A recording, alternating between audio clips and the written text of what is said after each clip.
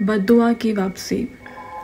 وکاس ایک 17 سالہ نوجوان تھا جو اپنے دوستوں کے ساتھ اکثر پرانی اور ویران جگہوں کی کھوج میں نکلا کرتا تھا۔ وہ نہ ڈرتا تھا نہ ان باتوں پر یقین رکھتا تھا جو پرانی کہانیوں میں سنائی جاتی، جیسے بدروحیں، بددعائیں اور آسیب۔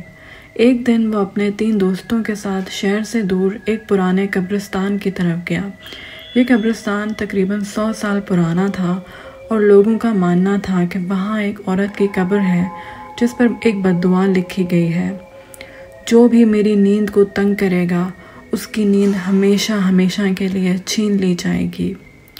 وکاس نے اس قبر پر روشنی ڈالی، ہنسا اور زور سے کہا، اگر تم میں ہمت ہے تو آؤ اور مجھے روک لو۔ پھر اس نے قبر پر ایک پتھر بھی پھینک دیا۔ دوستوں نے اسے منع کیا لیکن وکاس کو مذاق سوچ رہا تھا۔ سب واپس آ گئے مگر اس رات کچھ بدل چکا تھا۔ وکاس کو نیند نہیں آ رہی تھی۔ آنکھیں بند کرتے ہی کسی کی سرد سانسیں اپنے چہرے پر محسوس ہوتی۔ کوئی کان میں سرگوشی کرتا، تم نے مجھے جگایا، اب میں تمہیں سونے نہیں دوں گی۔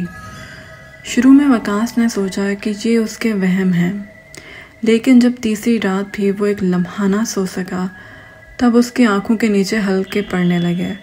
جب وہ کمزور ہونے لگا تو اسے احساس ہوا کہ یہ کوئی معمولی بات نہیں ہے۔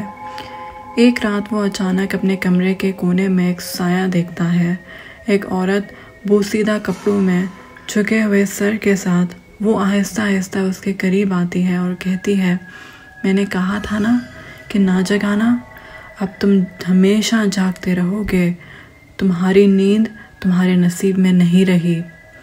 وکاس چیخنے کی کوشش کرتا ہے لیکن آواز حلق میں دب جاتی ہے۔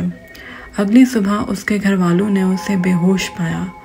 ڈاکٹرز کے مطابق وہ جسمانی طور پر ٹھیک تھا لیکن اس کی ذہنی حالت بگڑ چکی تھی۔ وہ آنکھیں کھلی رکھے گھنٹوں دیوار کو گھورتا رہتا، کچھ بڑبڑاتا رہتا، مجھے سونے دو، مجھے سونے دو، بس ایک رات۔ وکاس آج بھی زندہ ہے لیکن کبھی نہیں سوتا، اور وہ قبر آج بھی ویسے ہی موجود ہے، اس پر وہی الفاظ کھدے ہوئے ہیں، اور لوگ آج بھی اپنے بچوں کو منع کرتے ہیں، اس کی نیند میں خلل نہ ڈالنا ورنہ وہ تمہاری نیند چھین لے گی۔